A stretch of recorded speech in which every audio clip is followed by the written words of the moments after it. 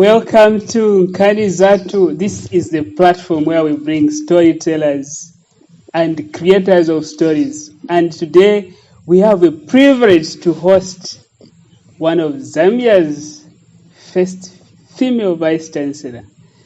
And the interesting part of the story, this is the story that has been a journey coming from the Tumbuka land, traveling across the seas and crossing borders and back to save Mother Zambia. Nkani Zatu is a platform where we tell our indigenous stories, we celebrate anything that has to do with arts, and also we promote mindset change through what we do by changing the narrative. Nkani Zatu is powered by Sotwen Publishers. I am your host, Sidney Muponda. Professor, welcome to our podcast. Thank you very much, Sydney, and thank you so much for having me. And Great. Also, thank you to the listeners and viewers. Great. So, to start with, I just want you to tell me three things. Three of those, others have to be true, the other one has to be a lie, and then I'll need to guess which one is a lie, what you say. I don't like lying. As a child. Yeah. I was born in a place that has a lot of rivers, mountains, and bridges, a lot of bridges. Every river has a bridge. That's one story. Okay. The other one? Yeah, I got married just after completing my degree, the first degree, and then thereafter got a child and went with the child to the United States of America. Which one of those is true? I think the last one. I know. Your generation and user, the latent function of socialization was working too well. Yeah, many of your generation have met. It's either they met at Runza or at the first posting, and yeah. Is that okay? Is that true? Yes, it's true. Okay. There are no bridges. And rivers. The rivers are there, but not bridges. There are rivers, but not without bridges. And also that I had to add something. Okay. So now, just telling us about the village and the village life. Then and now, our people still they cross on the streams without the bridge. Yes, unfortunately, yes. Up to now, quite a number of rivers from Chakosamoto village and to any other place don't still have bridges. The river the river called Vemba, one of the there are certain areas which are very, very wide, still unfortunately claim lives when children are crossing. So most of the time during the rainy season, basically the village is kind of cut off because people can't. Okay. Many of the young ladies there are excited to see. Now, most of them, part of what they know is just the first female Vice Chancellor who was at Mulungushi. And now she's also creating another news of this university coming up and all that. Just first of all, maybe take us to the roots. Just run through. The roots of where I come from. I come from the village. It's called Chakosamoto village. It was my father was the village headman. He passed on. Now it's my brother. So the other one passed on. So it's the third brother that is now their village headman. But it's the chieftains is called Manichifungwe. So okay. Manichifungwe that is there is my elder brother as well, who is the chief now. So there's some distance, of course, from the village to the chieftaincy, which is now a district, fortunately. So at least now there's some development that is there because it's now a district, Mafinga. That's where I come from, and yes, now at least like I'm saying there's development, but during our time, it was not the same because like I'm saying, there were no schools even in my village. Now there is a school called Chakosamoto, a primary school, which at least now the kids around there can be able to go to school. even if there's no rains, except, I mean, if there are rains rather, except that they might not be able to get all the amenities they need, but at least there's something there. But otherwise, then, so I grew up in that area, a very rural area. Unfortunately, up to date, there's no electricity. It's not connected up now. We still have now at least solars. I think I'm probably the first person that ever took the solars there. But now there are many. You can find them there now. There's some solars and all that. But otherwise, up to now, they still draw water from the rivers. Now you are telling us now there is a school. How the hell would you become a professor coming from the place which had no school? Where did you go? Yeah, well, school I started.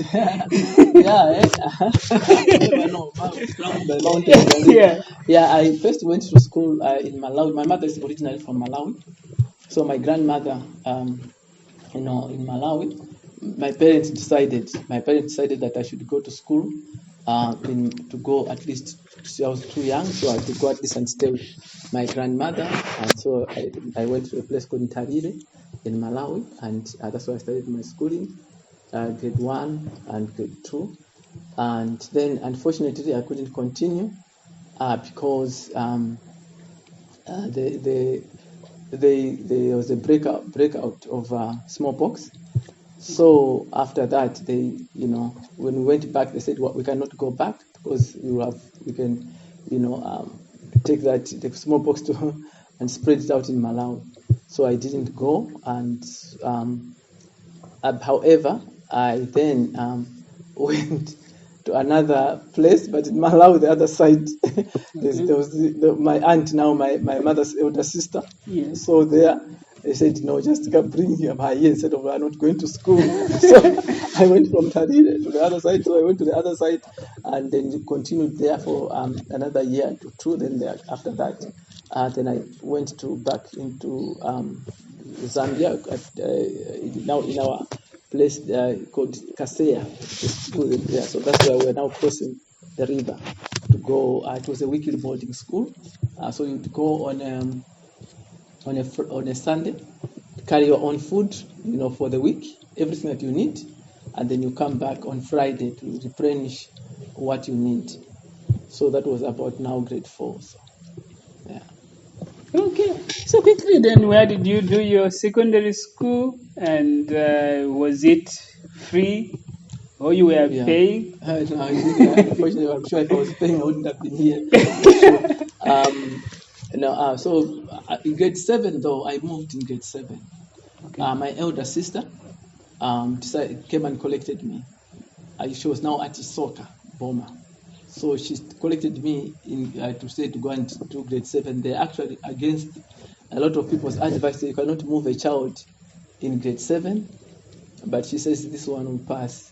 This one, it doesn't matter, she will pass. So she took me to Isoka. So I was at Mwenya Primary School for my grade 7. So my grade 7 certificate shows Mwenya Primary School in Isoka. Oh, great. Yeah, so that's when I was exposed. I think that's about the first time that I even knew how to wear a kapatapata or something like that.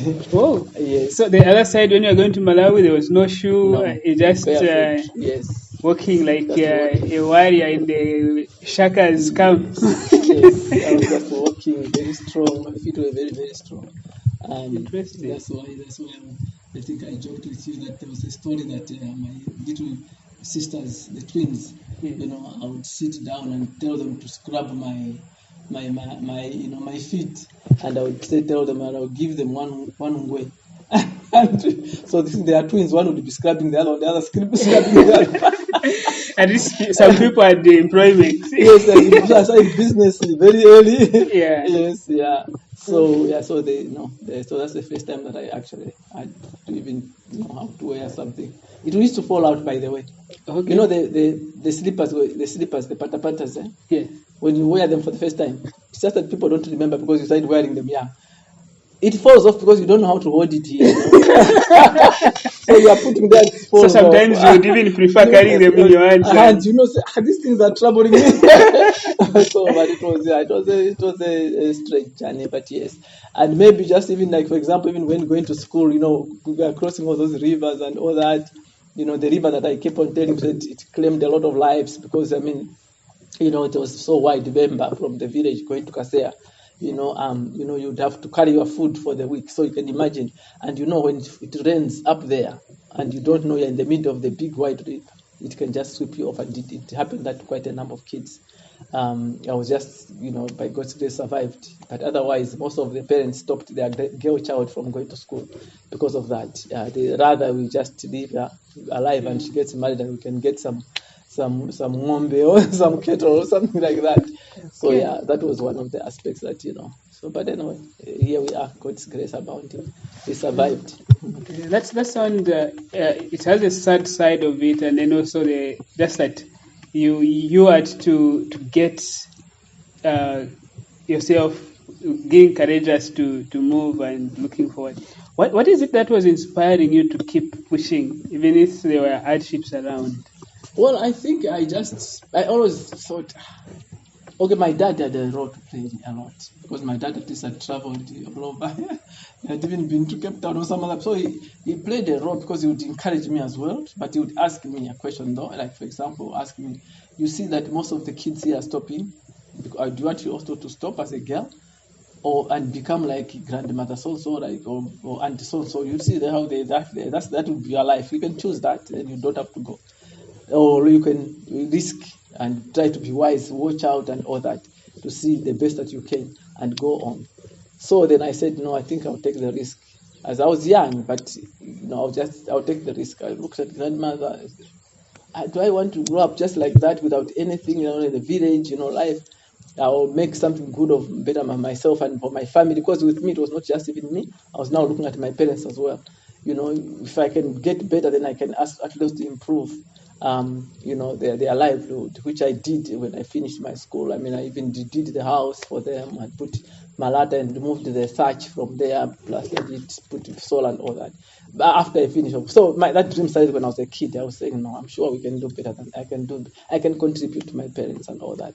Well, you have heard sometimes motivation is not always having positive role models around you, but it's the negative environment also where you say, I don't think this is acceptable. Yeah. So we can pick that lesson loudly so that we learn that sometimes within adversity and other challenges, we could grow something deeper and pick something we can die for. Yeah, true. Now, learn us through your secondary school. In the secondary school, actually, when there are two places where I was accepted, Kasama girls and Ritkila girls. I chose Ritkila girls. I just liked Ritkila girls. I don't know why, but I just wanted to go to Ritkila girls, so I went to Ritkila girls, and that's where I did my secondary school. Then my elder brother at that time now came in to help me. My elder brother was living in Lusaka. That time I was working for the nitrogen chemicals. Yeah. So he took me and started helping me with my, traveling, my transport and things like that at that level. Because before it was also, he had too many siblings to help as well. So at that time he started now also helping me. That is Esther Ngambi's father, my elder brother. Okay, yes. So we pick another value there, the issue of helping and being a support system within our own family, helping those when we are able to, as it were. So that particular time, unlike today, when we have people who say that children of today are like eggs and they are not trained. You went to ZNS. Give us a little bit of a story of how it was. I don't know if I remember much, except that I remember that my father, for some reason, never thought I was strong enough. I don't know. Okay. He always thought I should be crying or something like that, because he never, this girl, okay, fine, she goes through this, but some it was like I was his baby, and he didn't think I was strong enough. I was say, she's not going to climb, and I'll just look in my heart. I was like, oh, cry! You made me walk all these places. But anyway, so yes, it was an experience. I didn't finish all of my, my 9 months, okay. But I finished. I was for about maybe 6 months or something. Yeah. Okay. So in terms of being there, it was a hectic place. I'm tall, as you can see. I call it horizontally challenged. So So when giving us, one of the few things that I remember when giving us shoes, they look at you and give you the size that they think is your size. So I wear a size 6. Up there I wear a size 6. Yeah. But they threw at me a size 9 because I'm tall. And so I go back, they said, that's your problem. That's the size that we have given you. So I had to go around, asking anyone who had a bigger foot, who needs a bigger shoe. So asking each, and eventually I managed to find somebody who at least I got a 7, in as much it was not still a 6, but I got a 7, and somebody who had a bigger foot could not use their boot got my 9. So that was one of the experiences. Another one was that when you are going through under, through in the other train. Yes, when you're crawling, the Yes. barbed wire here. Yes. That one was a challenge for me. That one was a challenge for me. He managed to form a relationship with you. So I had to say, now here, to really figure it out. Okay. Yeah. So I had a challenge on that one, and also the jumping. There was some jumping on obstacles. Obstacles, yeah. Okay, there were some obstacles that were easy because I'm tall. Yeah. But there were others that they were not very easy for me, especially the ones that if you are tall, it's difficult for you to go through. Those were the challenge. So once in a while, if they are not looking, I went around. I waited until they just look somewhere and I quickly go and I lie down there. And that is probably the few times that I lied. Because I don't usually cheat. Let's survive the skill. I was surviving that one. Yeah. Yes. It's just that unfortunate part that, like I'm saying, I didn't complete because I had to go back with my friend, I know who, Maureen Kaira, to home, because at that time I was there. My elder brother, the same elder brother I'm talking about, the various David Ngambi, was involved in an accident with his wife and the children and my mom. So when we head there, we headed the whole family by the train. Long time ago, there was a minibus that hit into a train at Kafue, in the Kafue there, yes, crossing. They were crossing, so they were involved with an accident, and we thought that everybody was dead. So I think I collapsed, and then thereafter, my friend, they allowed my friend to take me back home. So, but anyway, thank God, we found that not everybody passed on, but my sister-in-law and my little niece. My niece was like I'm saying, my other one is still around. So the elder sister to my other one, and my sister-in-law passed on immediately. My mother was in the hospital for a long time, and my elder brother as well. And in as much it was just internal injuries, but at least, yeah. So that's why I came out a little bit earlier than the 9 months. So my friend, just after being with me, went back. So even that was yet another challenge, because now my sister-in-law has passed on, and now I was the one staying with them, and I'm a kid just now, waiting for the results. I mean, to go to university and all that. And now I have to take care of my nephews, my two nephews and my niece. In between, as now I became a mother. In other words, before I was supposed to be. So that was a challenge that I had to face as I was waiting to go to University of Zambia. Oh, that was a sad episode. Yeah. Then after you my niece, yeah. It was hectic. My mother later on recovered, but my niece stopped. She couldn't walk.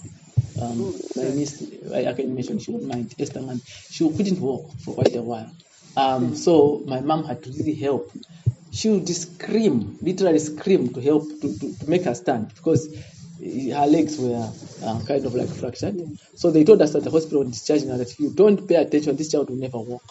So I really thank God my mother then was discharged. I thank God for my mother, because at least she could make her stand on this. There were no those things that we use now. You take a stick and you tie it to her leg, sticks, and you make her stand.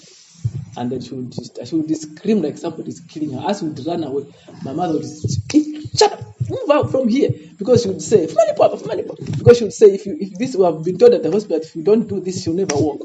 So, but we thank God that my mother was there, and she proceeded, and my niece now walks, and she's okay, and all that. So that was one of the adversities that I had to face. So I decided now helping to take care of my brother's kids at that time. Yeah. Okay. So after that low moment, you picked yourself up. Results Yes. were out. Yes. University of Zambia. Yes. Then I got to University of Zambia. There. Nicely, happy, in as much as I wanted to first go and be a lawyer. That was my first. I wanted to be a lawyer. For some reason, I just felt like I needed to defend the defenseless. I have to go there and what as if lawyers only defend the defenseless. Sometimes they even defend the rascals. But anyway, but at that point in my mind, but then my elder brother, my elder brother, David, said, you, how many women have you seen that are lawyers these days? Have you seen anyone? You, from what I've observed, you do best in business and things like that, not as a lawyer. So he used to guide me a lot. Yeah. So he guided me, and I listened, and so I moved from doing law, and I ended doing economics and minoring in business administration. So my user days were something else. I mean, yeah, I think I only remember another time that I told a lie. Yeah. was that I sat on I was bathing or rushing for class. So I took my spectacles and I had left them on the bed. So when I came from bathing, I sat on them. So I couldn't see proper, So I said, my brother would kill me. To tell him that I sat on the spectacles and they broke. So I went back, I went to him and said, oh, my spectacles are broken. And he was then now working at Mtaba House. Now he was in Sherrod BP now. He had moved to Sherrod BP from Cafe. And I said, I sat on the grasses and I didn't say I sit. I was learning for class and my glasses fell down. And so anyway, he went ahead and arranged for other glasses. But I came and confessed later on when I was older. I said, oh, by the way, that was a lie. I was too scared what it would do to me. So I hope the children haven't done the same. They might have done the same as well. Maybe they'll confess later as well. Yeah. But otherwise, the older days were good days. I mean, yes, there was ups and downs. One thing that I never got involved in was, this, behaviors where you find, children are doing all sorts of things, they go and break things and what. I couldn't get myself. It doesn't matter what peer pressure I had. I couldn't take myself to doing that because I would always imagine that person that would want to do that. What have they done? And what if they get killed? So I just couldn't be involved in those riots. I was not one of those that you ever find that I was involved in the riots because I was. Were you a coward? I was not a coward. I was a caring person. Because I'm saying now, I go there and burn somebody's car who had nothing to do with whatever was happening at the university. I break the window. How would that breaking that window help me in the situation? If there's no food, I go and break that window. Would that broken window give me food? So I was analyzing these situations when I was very young. I would say, no, I can't do that. I'm not going to be involved in that. I'll just keep away. Either advise people, say, I'm not, hey, what? Of course, they'll shout at you. But you look like you're an outcast because you're thinking differently. But that was me. That one, I think, is also where I came from. To think, what if somebody came like me somewhere else, and they've just made a little bit of something for themselves, and their car, and you go there, they are driving on the road, you burn it up, or you destroy it, or what? Is that, they have nothing to do sometimes with that, and then you do. So it was just me analyzing that. So I never got involved in such kind of behaviors. And I really thank God, because, there was so much peer pressure. But one thing that I managed, even in my Rutikira girls, as secondary school and whatever where I went, to manage is peer pressure. I try by all means to manage. Like I tell people that, especially in secondary school, just go to secondary school. You have been in the village, you come. You are so excited about it, and you do all sorts of things. And when it comes to boys, you want to start going around with boys and whatever. I finished my secondary school. I'd never slept with a boy, and that was personal. And people used to tease me. Say, are you say whatever, what? But with me, it was just a decision that I made when I was very young. Yeah. That I don't want to be pregnant and my school to be messed around with. Well, so whether so even when they said they are bringing whatever these things, there's always a 99%. What about the 0%? Or the 0.1%? Or whatever. So how did you survive that you get to be older without a boyfriend and... No, those are two different things. I used to have boyfriends. Oh, I just didn't sleep with them. Okay, now, yeah. Okay. In fact, I used to have a lot of boyfriends. People used to think, probably, at first, they used to think I sleep a lot around because I used to change boyfriends. And the reason I was changing boyfriends, because when they started pestering me to sleep with them, I dumped them. Oh, so you were identifying with the crowd? Yes. But you... I didn't compromise on my values. Okay. So what I did is I would have a boyfriend. And that boyfriend will start pestering me. Some of them, oh no, how can I know that we suit each other if we don't, I would tell them I'm not a shoe. But for you to say the shoe is going to be comfortable. Kanizatu is about storytelling and interesting, captivating, educative ones. Kanizatu is powered by software publishers. So we pay our bills. Yeah. So that is what Kanizatu is about, interesting stories. And welcome back. We continue. As I mentioned, the podcast is powered by software publishers. And by the way, this podcast is open for partnership if you would love to press your advert. Great. Professor. Yes. Let's go on with an interesting story. I love that bit. Okay. Now, going at Unza, they say there is the main curriculum and then there is a latent. Yeah. Tell us about love affairs. That's what they call the gold rush. Yeah. The gold rush is when you just arrive there and then the guys pick what they say. They call the gold. I don't know what that is. Yeah, so let's say gold from bronze and silver. Yeah, so they come gold rush and some guys, came at that time. But I had someone when I just went. I was in a relationship with someone who was not at UNZA, but he was in the army actually. I rejected that first part. Okay. And this man had been dating but never slept with him. Okay. So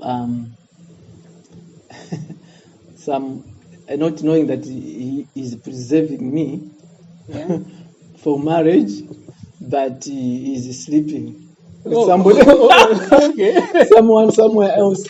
Unfortunately, so I caught him. The poor guy. I caught him before he was planning, saying, "No, I'm traveling to go and start making arrangements. Maybe we can have some engage, whatever, so that we can be engaged and all that." So what we're doing, studying. The men sometimes. So we're studying. So me, because I had the keys to the place. To his place, so I said, let me just, since he's not around, let me go and study there, so that it's quiet and all that. I go there, I know, come, come in. Okay, there's a missus. There's a madam. Okay. So anyway, that was a very funny one. So I for some reason I don't know why I knocked. I said, why did I knock? Because I have the keys. But anyway, so I heard some noise, some movement. So anyway, so after that I get shocked. So I said, where is IK? Okay, I'm not going to mention the name, but where is IK? He passed on. Where is IK? He's at work. And so, who are you? So she what did she say? She says I think she got scared. So she says I'm his young sister. I said, you're not his young sister, the whole family, and he's the last born, so he doesn't have a young sister. So anyway, I said, then I just sat, because I knew if he's at work, he's going to come for lunch. So he comes for lunch, opens the door, sees me, and closes the door. What a reaction, I love that. He closed the door. So eventually he goes and calls the neighbor, the backup. But anyway, so to cut the long story short, so we broke up at that time when I found out that he's cheating on me. So that's when now the gold rush he continued because I was still in first year then when that happened. So that's when my husband came into the being. There was somebody in between somewhere brief, an intro, but I didn't work out. But then my husband came in. That's when we continued. So in terms of that, and I ended up with 2 children, got married, going to the US together, and breaking the ceilings in the process because there had never been a woman who took. Because I got a scholarship at ONZA, SDF. He didn't. I mean, he was then working at National Tourism Board. And so, because he was 3 years ahead of me, So anyway, to cut the long story short, then I got a scholarship after finishing my 4th year and the SDF, and so I asked if I can go with him. Then they told me, no, you can't, because in the forms, all the forms says and his wife. There's no form that says and her husband. Okay, so you cannot go. So that was the first time that we had to kind of break the ceiling rule to say. So I had to say, no, that cannot happen, because if I go, when I come back, I'm also going to teach in the same way that other men are teaching. So why shouldn't I go? And we had a baby now. The baby was 6 months, and that's what reason we wanted to go together, because I had to go by myself with the baby. And we also knew that he would have opportunities also to do his masters. So they eventually, after some struggles, they changed the forms to his wife. Yeah. So we ended up going outside together. Yeah. So we are I'm told. summarizing because I was to tell the whole story. Then. Yes. We were told that you have been running revolutions. Aside changing that form, that a spouse has to not be a wife, and then you came back, University of Zambia, and then you also created drama around accommodation. Yes. I came back, and then, because now remember, Emir, he was a accompanying spouse. Yes. So when we came back, we both have our masters managed to there when we were in the US. Went to the US. US Ball State University, to be specific, in Indiana. So when we came back, then they said we cannot give you accommodation now at Tokopabelt University. I see it was Unzando, just about changing to Unzando, University of Zambia in Ndola, because the campus initially was supposed to be in Ndola. But anyway, so they said that no, you can't, because you are a married woman, and our rules and everything else says that you don't accommodate married women. So I started to think, because I don't like violence, I just like things to be done appropriate. Violence, I'm not a violent person, so I had to think through and sit and say, I must find a way of making them understand that what they are doing is wrong. Because I am here, I'm lecturing the same workload like my male colleagues. We are teaching the same. So why would I not be accommodated because I'm married when we are teaching the same courses and everything else? So I said, okay, I think I can. I thought of a strategy of non-violent communication. So I just wrote a letter and indicated that thank you very much for acknowledging that I'm married. From now onwards, since you have acknowledged me, for which I'm grateful, you understand that I've got duties as a woman, as a wife. I'm only going to teach. I think I said I only going to teach 2 courses. I'll only come to work after I've cooked breakfast or whatever for my husband. So it might be around 9:10. Then I have to leave quickly to go and prepare for him the meal as a married wife, as a married woman. And I explained it nicely how what married women, according to their interpretation, is supposed to do. So I said, thank you for acknowledging that, and put my timetable accordingly, and indicated that, so therefore, even coming in my office hours will be like this and this, because I'm a married woman. Thank you for acknowledging me as a married woman. Then there was no response except the keys to my... Well, to my... you have heard it. You can't express yourself without violence. And the systems, no matter how rich they are, they have the way they will respond when you objectively indicate and communicate. So we are learning communication there. Okay, so quickly, run us through your time at UNISA before we get back to how you became the first woman, because you have been a woman of firsts, the first woman Vice Chancellor, before we get to you coming back to Zambia. Just how was your journey at UNISA? Okay, maybe I have to say from the journey first. I had to go to Botswana from here because my husband got a job in Botswana, so I joined him in Botswana and was in Botswana. When I was going to Botswana, I started applying at University of Botswana. They said, no, you can come. We should be able to employ you. But when I arrived, I was told, no, they have given the job to somebody else. So instead of just sitting there, I thought, what can I do? Then somebody, at the computer academy, I worked there. I said, you can also start. So I started in Academy of Business Management, University College. Was there for about 6.5 years, and then also worked a little bit temporary full-time at the University of Botswana, and then went to UNISA. To UNISA. So in UNISA there, I went there as a senior lecturer, then I went to do my second master's in the US, and then I did also my doctorate at UNISA itself, at UNISA itself. That's where I did my doctorate, and then I worked there from senior lecturer, associate professor. Then I was asked to be the deputy. After having management, like managing this program, managing this. So yeah, I was involved in that. And then, by the way, I should just mention this as well, because I think it's important sometimes. There's affirmative action, and I went to South Africa in 1994.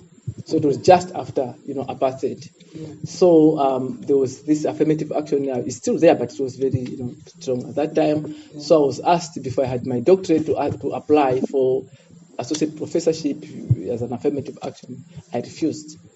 No, they couldn't believe it. I rejected it. I said, no, I will finish my doctorate and I will be promoted when I am ready, because I don't want to destroy my career by being promoted to my level of incompetence.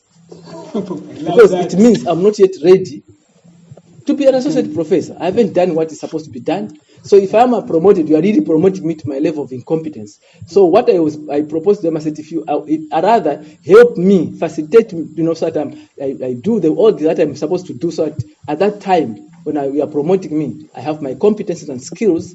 That I'm not against affirmative action. All I'm saying that you don't promote people to their level of incompetence. That's destructive, because you are destroying somebody, their confidence. They will be thinking, I'm only here because I'm a woman. I'm only here because. All things being equal, when there's a man and a woman competing for a job, and a woman, they are same level, and we don't have enough women, promote a woman. But if they don't have the skills and competences to do the job, and you promote them, or whether it's a woman or in the case of Africa, a black person, you destroy them, because now you are now putting them in a level where they can't perform. So sometimes people, when you promote them to the level of incompetence, they become very defensive. They can destroy people because they are forever watching their back, also because I don't know this. So that was a personal decision. I'm not saying there's anything wrong with affirmative action. No. I'm saying do it right. And I've always said that. So I refused, and everybody got shocked until I got my qualifications, my doctorate. That's when I was promoted to associate professorship. Then after that, through professorship, then I went through the journey of being deputy executive dean, then going to be the CEO and of Graduate School of Business Leadership, at the part of UNISA. And then after that, I became executive dean of the College of Economic and Management Sciences. Oh, by the way, I always say that because when I think the first time I was like, it was very large. You're talking about 900 members of staff about there, and with a student complement of over 200,000.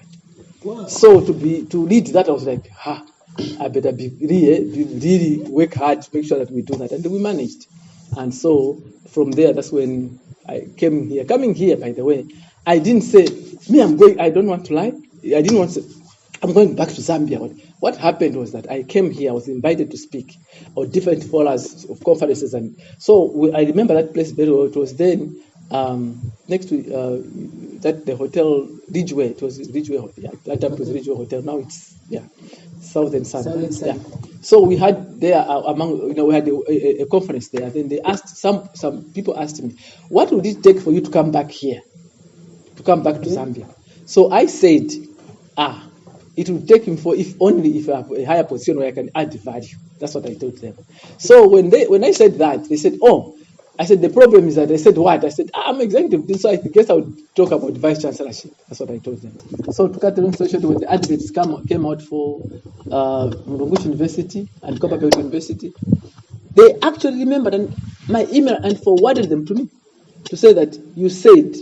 Yeah. So when I was applying, honestly, I didn't think they were going to give it to me because of the same perception that they choose people first and then they advertise. They advertise. So I said, they have already probably picked. So even if I will keep my word because of my promise to say that I'll apply, but I won't get. But I got shortlisted both at Copperbelt and here. But I withdrew from Copperbelt because the timetabling didn't seem to be strange. So anytime I say I would be available, they would be quiet, and then when I say I'm not available, then they would call me, they say come. So I said, okay, I hear there's a disconnect. So I withdrew and I continued with Murungushi University. Yeah, so to cut the long story short, then when they offered me, I was shocked. I was like, okay, so that was not true. because I didn't even know anybody. I didn't even recognize anybody when I'd been out of the country for 25 years. I did not even recognize anyone on the panel that I knew. So I even thought, there's no way I can get this. But I wasn't even like stranded, like, really find a job. No, I just came because I wanted to keep my word that I promised that if that happens, I'll come. So when the offer came, I got shocked because the salary was very low. Then I was like, I'm executive dean, I'm going to be vice chancellor, and the salary is almost at this level lower than where you are. Then I thought, anyway, I'll do it for Mother Zambia. I'll do it for Mother Zambia. Then when I came, they told me, don't worry, there will be harmonization very soon, which never took place very soon. But anyway, the rest is the history. So that's why I came, and I just got surprised when I read the letter. I completely forgotten. I read the letter from the minister saying, congratulations for being the first female vice chancellor. I said, oh! The nation has never had a woman. You're a woman. You are taking a woman from that rural area to be the first. The one from Eastern Province. Northern. It was northern there. By then it was northern. Yes, it was northern. My finger was northern. Okay. Yeah, it's northern and eastern. We are next to each other, eastern and northern. Okay. Yes. That's an interesting story to listen to, Professor. Just we skipped some few things, but it's okay. Yes, as we going the US and all that, but that's for another day. Well, there will be. By the way, there is a book coming for Professor, so be on the lookout to really appreciate the journey that the first female vice chancellor has had to get to where she is, and many more things that she is up to. Please be on the lookout for that particular publication. Just quickly, the layer values. Okay. The layer values, and we saw them come to Mulungushi. Just give us a bit of RARE. Okay, so RARE stands for responsible, accountable, relevant, and ethical. Responsible for whatever decision you make, the choices, whatever you do, you ask yourself, am I being responsible to myself and to everybody I'm interacting with? Am I accountable for every decision, every choice? Whatever I do, am I accountable to my stakeholders, to myself, to everybody I interact against? Am I being ethical? That's the E now. Am I being ethical in my conduct? Can people trust my word? Is my word and my action, are they integrated? Or they will say, oh, who did you say? Oh, that one, No, that's that. That's being. Then the last one. The other R is relevant. I think let's do that again. Can we do that again? Yeah, no, it's okay. Can I start that? Yeah. You'll cut that off. Yes. You can ask me the question again. Okay. Talk about the values, the rare values, RARE. Okay. And how they came about and what they mean to us. Yeah. Okay. The rare values came about when I was in South Africa, just thinking through, what is missing in our continent, especially the African continent. I know it's everywhere, but it's very I'm interested more in the African continent. Something is not right. Something is missing. There's a missing gap somewhere. I realized that our value system, it's not that we don't have intelligent people. We've got very intelligent people, but our values, I felt they are debased. So I started thinking, and as I was thinking through, I realized we need to be responsible, accountable, relevant, and ethical. Responsible for whatever decisions we make, choices, compasses, whatever we do. Ask yourself, am I being responsible to myself and everybody else?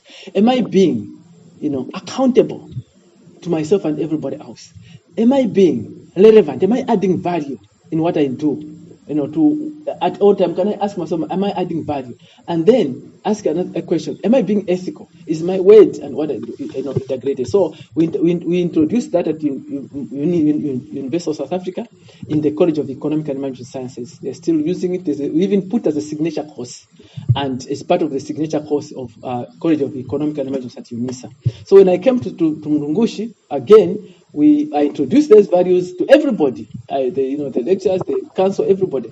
And everybody agreed to say, indeed, the council at that time agreed and said, these are the values we are lacking. That's why we have got, toxic behaviors, we have corruption, we have people who don't even care about anything or anyone else except themselves. So let's take them as our own. So that's why we took them as values from Mungushi University from all the time that I was here, approved by council and everything else.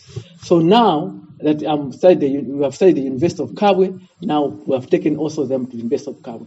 And none one of these have to stop using them. University of UNISA, I will never, yes, they are because I'm a copyright, they are copyrighted to me as the founder of Rare Leadership, Rare Leadership Leading with the Head and Hands. They are copyrighted to me. However, I will not sue anywhere we have introduced them to say because you use them, for example, UNISA, Murungushu, whoever, or University of Kabwe. It's okay. My desire is that the whole world can become rare. That would be even great, if all can be all rare and we would not have people killing each other and what stealing from each other and abusing each other. It wouldn't be there. So now at University of Kabwe, which we're hoping and praying that by next year, February, will be open, we are going to be rare. That's why we say Unica is rare. University of Kabwe is rare. So again, we have adopted the rare values. I believe in that with passion because I really believe that most of the best values we see, destructive behaviors we see, not just in Africa, all over the world. I mean, wars and what, and it's because we don't have rare values. If we have them and practice them, it wouldn't happen like that. Well, you have heard the call for us to be rare, and we have just to commit to that, be responsible, accountable, relevant, and ethical. If we do that, we solve half of the problem the world is faced with. This has been a conversation with Professor Hellicy Ngambi. Professor, it has been an honor to host you on this podcast, but I would love you to send a message to that young girl, that young boy in the village who is dreaming to become something that may seem impossible. Nothing, absolutely nothing is difficult and impossible, especially with God. Nothing is impossible. We Zambians, we say we're a Christian nation. You should even have more faith. I mean, if you can see somebody like me coming from a village, remote, no bridges, no cars, no electricity. Even at the boarding school, you are sleeping on the floor, and you come to be the first female vice chancellor. What reason do you have not to become what you want to become? Be it a doctor, be it maybe the next president, or the next CEO, or pilot, whatever you want to become. Nothing is too difficult. Just put your mind to it.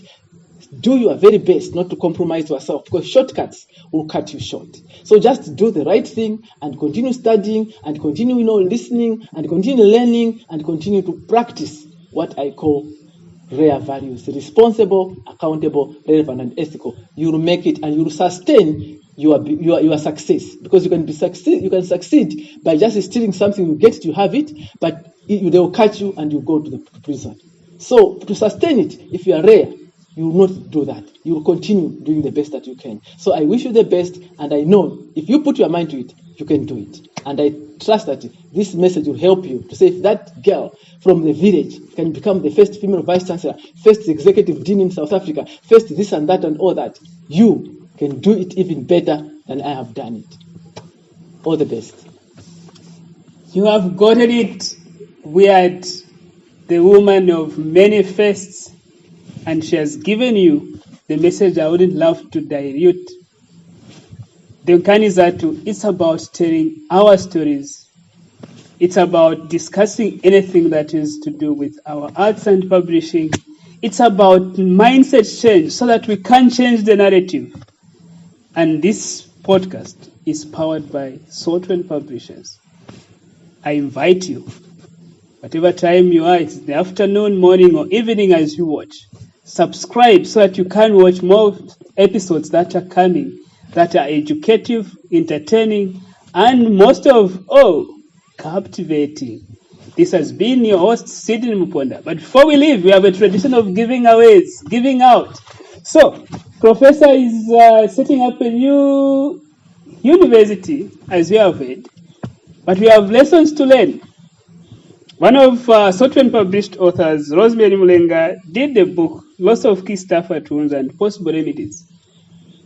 And this is the gift that Software Publishers is giving you, Professor. Thank you very much. I really appreciate it.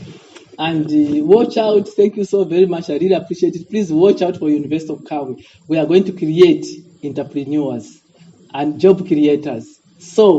Help solve the challenge of unemployment. Thank you. This is helpful. I'll read it and I'll cherish it. And also, I say shalom. God bless you. It's bye-bye from us. Till next time. Please subscribe and share.